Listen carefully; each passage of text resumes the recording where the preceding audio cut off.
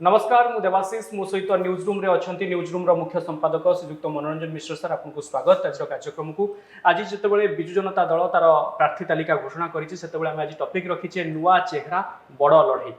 ये प्रार्थी तालिका आ किछि दिन पूर्व बीजेपी मध्य तार प्रार्थी तालिका घोषणा करथिला। आ भितरे कोन पार्थक्य रहउछि आपण कोन देखुछंती विभिन्न दिग प्रति हम आज नजर पकाइबा सर। जदि देखिबा वर्तमान समय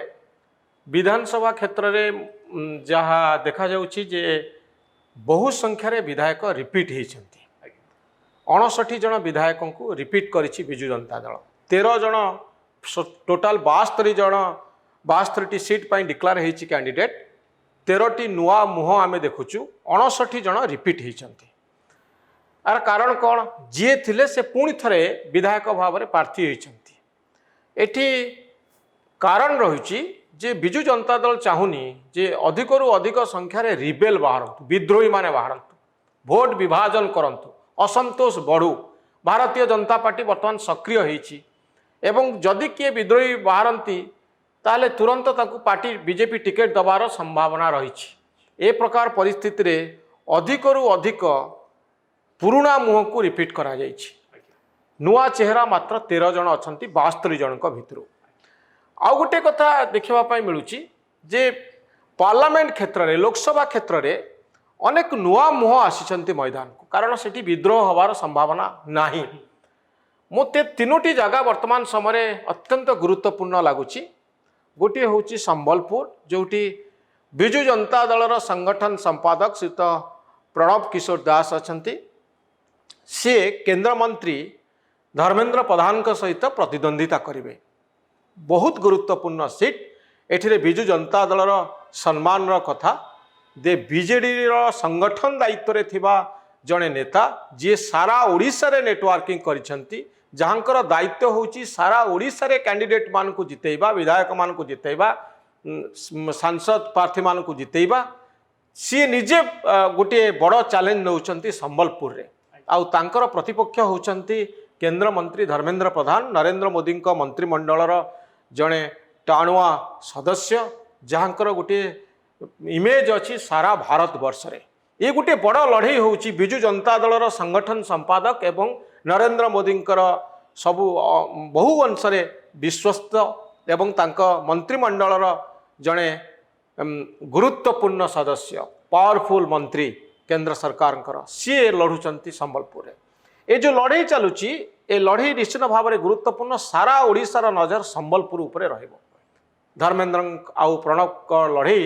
सारा ओडिशा देखा चाहिए जे जून 4 तारिख रे प्रकृत रिजल्ट कौन होची। भुवनेश्वर कथा आपन जदि देखिबे भुवनेश्वर रे मते आउ गोटे गुरुत्वपूर्ण कथा लगुची जेतेबेले श्रीमयी मिश्र सोशल मीडिया रे बड़ धरणर प्रचार आज पर्यंत जारी रखिथिले एवं नवीन पट्टनायक जड़े मंत्री कहू कहू कहीदे श्रीमयी एथर कैंडिडेट होती। Biju Janata Dal rank and file Bhubaneswar में जानी जे श्रीमयी एथर प्रार्थी होती किंतु हठात पूरा चित्र बदलीगला एवं सकाळे जॉइन कले पार्टी रे तार केते घंटा भितर मात्र घंटे 2 घंटा भितर से भुवनेश्वर प्रार्थी हो गले। ये गोटे चमत्कार घटना। श्रीयुत मनमथ राउतराय सपक्ष में कौन जुक्ति रही जदि आप मत पचारते ए जुक्ति हूँ बापा तांको निजस्वर किसी संगठन वर्तमान सुधा नहीं से 2019 ठारू सक्रिय अच्छा किंतु संगठन हूँ बापांकर जटणी रे प्रभाव अच्छी भुवनेश्वर रे प्रभाव अच्छी भुवनेश्वर आखपाख अंचल प्रभाव अच्छी। बापा जेहेतु जड़े प्रभावशाली राजनेता जहाँ गोटे बड़ इमेज सोशल मीडिया रे तांको इमेज बहुत बड़ मनमोहन इमेज अच्छी एवं सुर राउतराय इमेज अच्छी तेणु बापा इमेज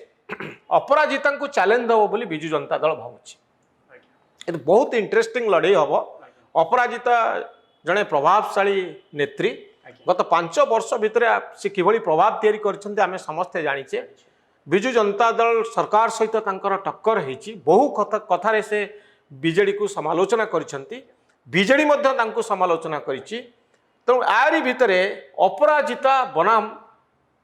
मनमंथकर जो लड़ई होची याकू सारा ओडिशा अपेक्षा करिवो। एठी पछरे श्रीयुत सुर राउतराय गोटे बड़ प्रभाव रहिबो। सोशल मीडिया जो इमेज तैयारी करची सुर राउतराय प्रतिदिन तांकर बाइट निया होची प्रति इश्यूरे तांकर बाइट निया जाउची तांको पुओ मध्य एक्टिव अछंती तेणु ये जो प्रभाव लोकों को केते प्रभावित करुची ये होची बड़ प्रश्न गोटे पटरे अपराजितांकर इमेज आउ गोटे पटरे बापा सुरेश राउतरायंकर प्रभाव रे प्रभावित होइतिबा श्रीयुत मनमथ राउतराय जी अपराजिता को टक्कर देवाई जाऊँच ए लड़े को सारा ओडिशा अपेक्षा करिबा और रिजल्ट कौन होची आउ गोटे इंटरेस्टिंग फाइट मुझे देखुची लोकसभा क्षेत्र में श्रीयुत बैजयंत पंडा एवं अंशुमान भितर जो लड़े चलुची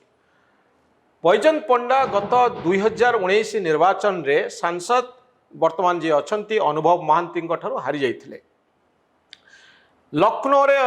वर्तमान तांकर गुरुत्वपूर्ण राजनैतिक कार्यक्रम सब चली उत्तर प्रदेश प्रभारी होउचंती बैजयंत पंडा आपण देखिबे उत्तर प्रदेश रे बड़ दायित्व नेला परे अनुमान करा जाउथला बैजयंत आउ बोधे केन्द्रापड़ा आसीबेनी एई निर्वाचन में प्रतिद्वंदिता करेंगे किंतु अंक भूल हो गला बैजयंत पुणी फेरिले केन्द्रापड़ा गोटे पटरे उत्तर प्रदेश निर्वाचन प्रभारी भाव में से दायित्व तुलाउछंती आउ गोटे पटरे निजे लड़िबे केन्द्रापड़ा किंतु तांकर प्रतिपक्ष होउछंती श्रीयुत अंशुमान महांती स्वर्गत नलिन महांती पुओ जी राजनगर निर्वाचन मंडली में प्रतिद्वंदिता करने चाहूले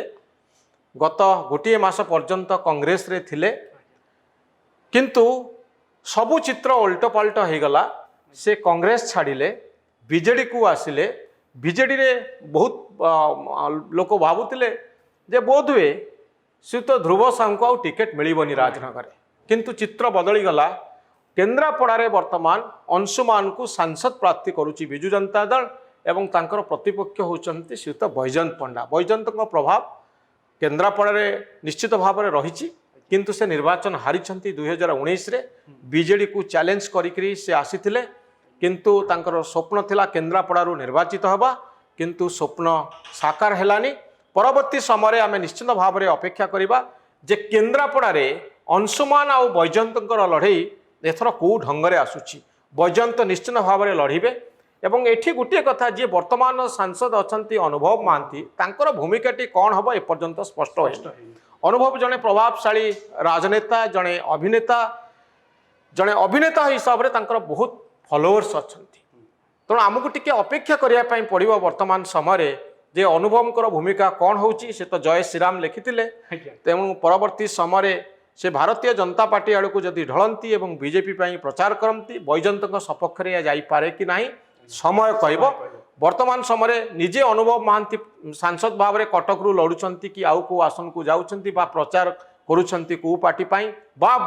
पूर्व भली से विजु जनता दल में कंटिन्यू करुँच ए संपर्क में स्पष्ट चित्र आम पाखे ना आम आग को अपेक्षा करवा समय कह ए तीनोटी जगार जो बड़ बिग फाइट चली यार फलाफल कौन हम धन्यवाद।